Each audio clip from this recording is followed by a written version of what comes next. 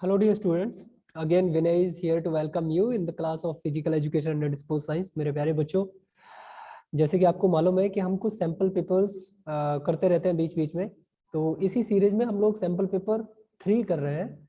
और sample papers में जैसे कि आपको मालूम है कि हम लोग 150 क्वेश्चन करते हैं किसी भी सैम्पल पेपर में। हमने ये हमारी जो है वो सेकंड क्लास है। प्रीवियस क्लास में हमने 1 to 20 तक के क्वेश्चन किए थे। आज हम 21 से 40 तक के क्वेश्चन करेंगे, मतलब हम 20 के वंश में क्वेश्चंस को करते हैं। चलो ठीक है मेरे प्यारे बच्चों, आज के क्वेश्चंस कुछ स्पेशल भी रहेंगे, कुछ आपके सिंपल भी रहेंगे, कुछ अच्छे लेवल के भी क्वेश्चंस रहेंगे। चलिए, so let's begin with some amazing questions. Okay, so the very first question is which organ of alimentary canal is known as the graveyard for red blood cells? Means कि जो आपका alimentary canal का कौन सा part इसमें से है, कौन सा ऑर्गन है जो आपका graveyard of red blood cell, मतलब रेड ब्लड सेल का जो लास्ट होता है वो किस आपके ऑर्गन में हो जाता है। ठीक है, then your answers are liver, pancreas, spleen, duodenum, right. तो इनमें से आंसर क्या करना है, आपने चूज करना है। जल्दी से आप आंसर चूज करें, फिर हम लोग आगे बढ़ते हैं और जानते हैं और सारे क्वेश्चंस के बारे में। राइट, चलिए आपने आंसर कर लिया होगा और ये बहुत इजी सा क्वेश्चन है। Right, very good, very nice, अच्छे अच्छे आंसर्स आपके आ रहे हैं, वेरी नाइस। ठीक है, तो इसका आंसर क्या हो जाएगा, सिंपली इसका आंसर हो जाएगा आपका स्प्लीन।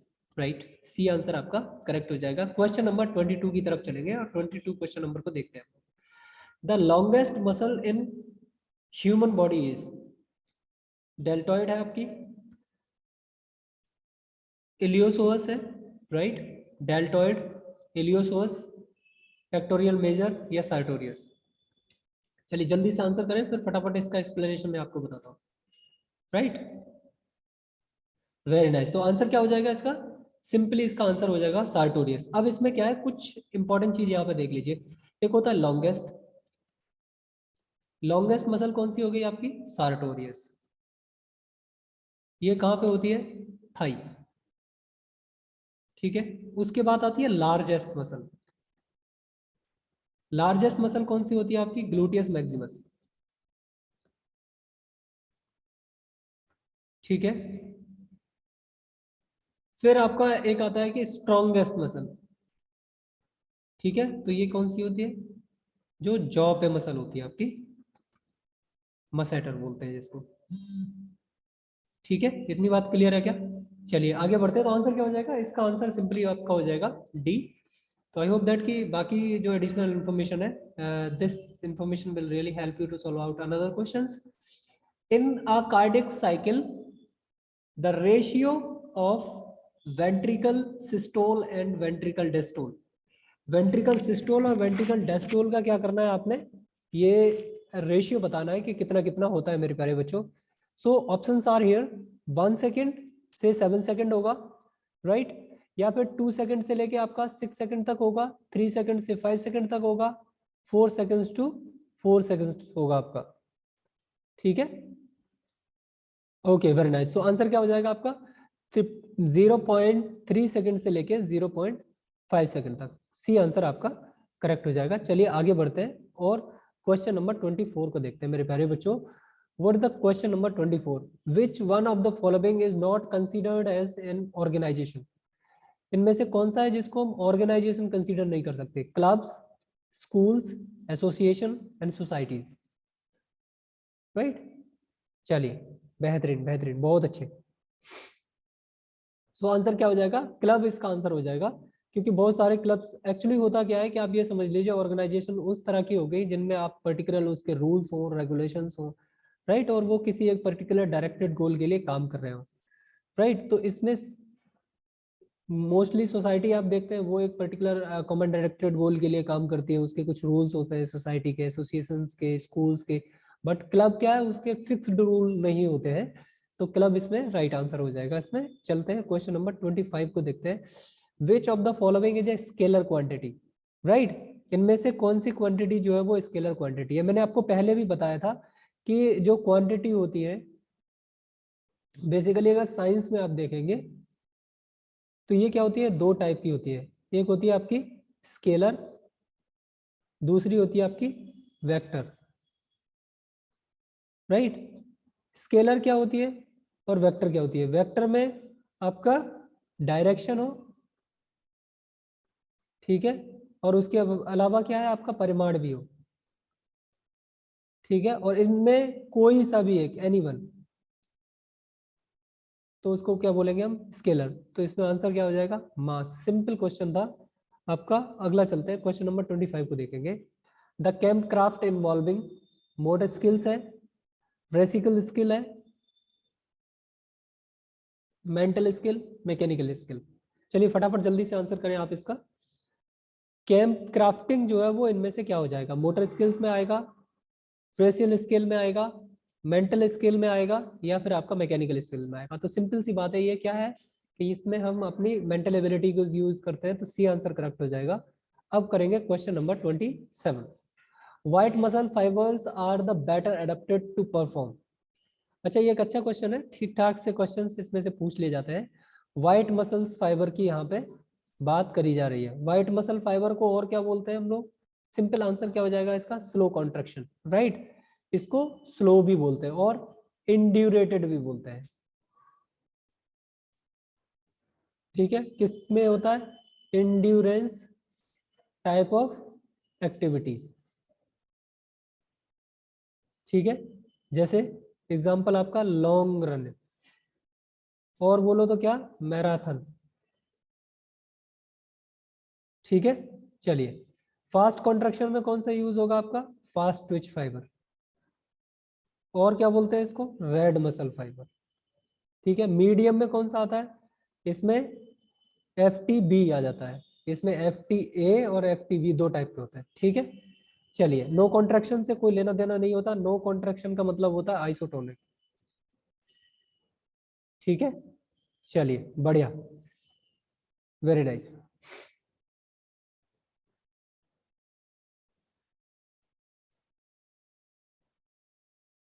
क्वेश्चन नंबर 28 देखेंगे।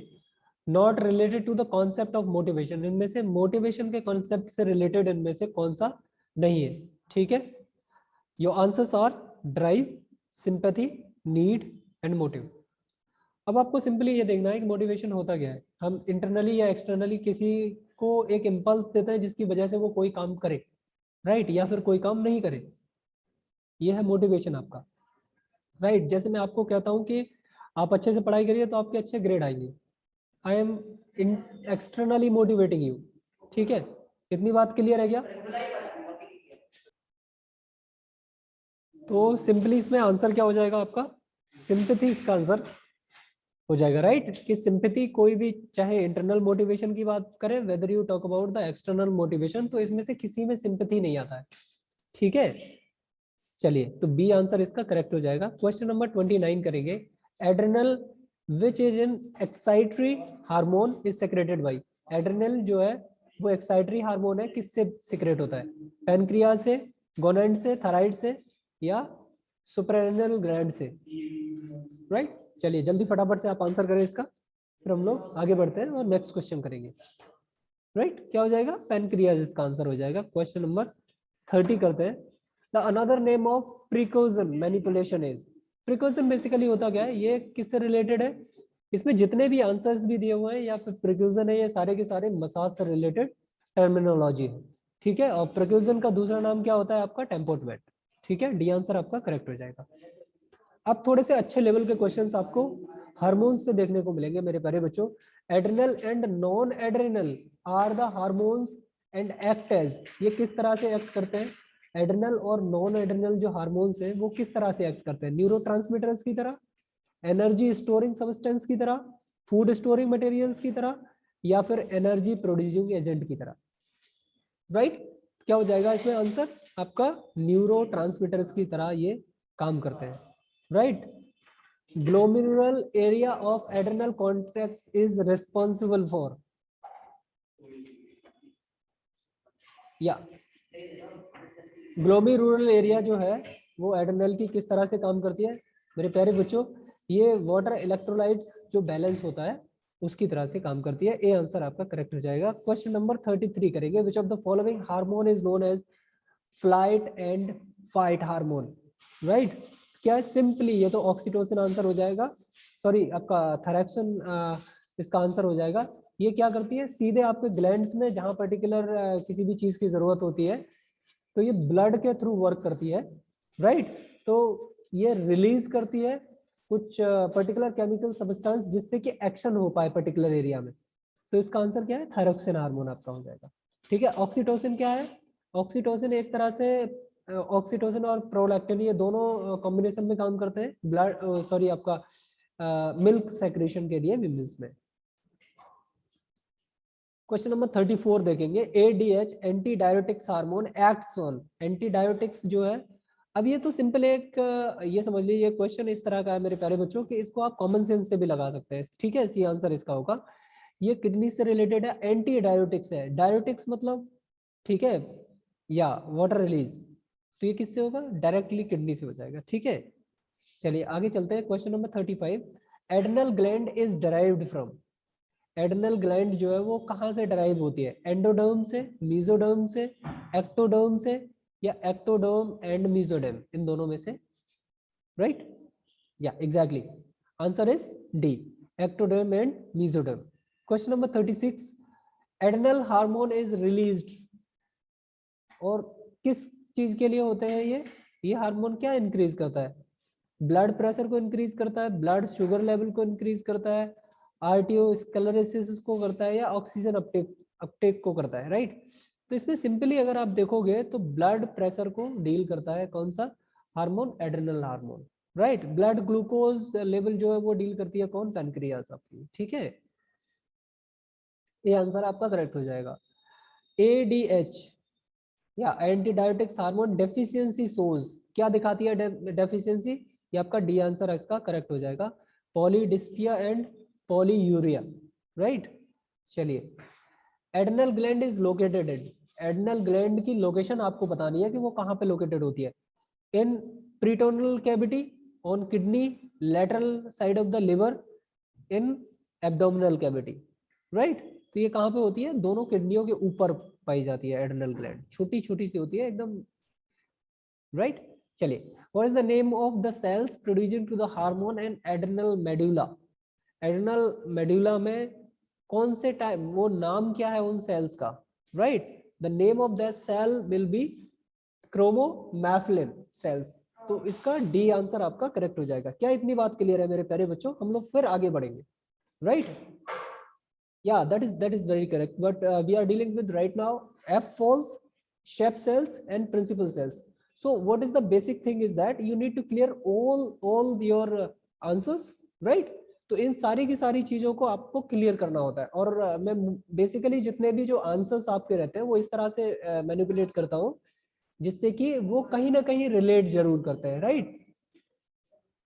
So this is the last or the final question for today, is that question number 14, which of the following is the function of cortisol, cortisol hormone का जो function है वो आपने बताना है, increase glucose uptake by muscles, convert amino acids to the glucose, convert fats to the fatty acids, increase blood sugar level in responsible to the stress, right. तो A answer इसका correct हो जाएगा। ये जो कार्टिसोल हार्मोन है वो क्या करता है मेरे प्यारे बच्चों, इंक्रीज करता है glucose uptake by the muscles, right. Blood sugar level का नहीं है बेटा, इसमें जो ब्लड शुगर लेवल है वो आपका पैनक्रियाज करती है कंट्रोल, ठीक है, जिसकी हाँ जिसकी या एग्जैक्टली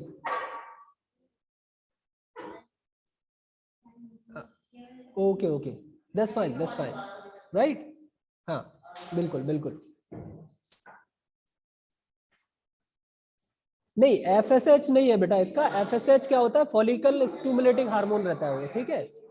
तो हम बाकी क्वेश्चन जो है वो नेक्स्ट उसमें करने वाले हैं, तो मिलते हैं अगली क्लास में, तब तक के लिए नमस्ते।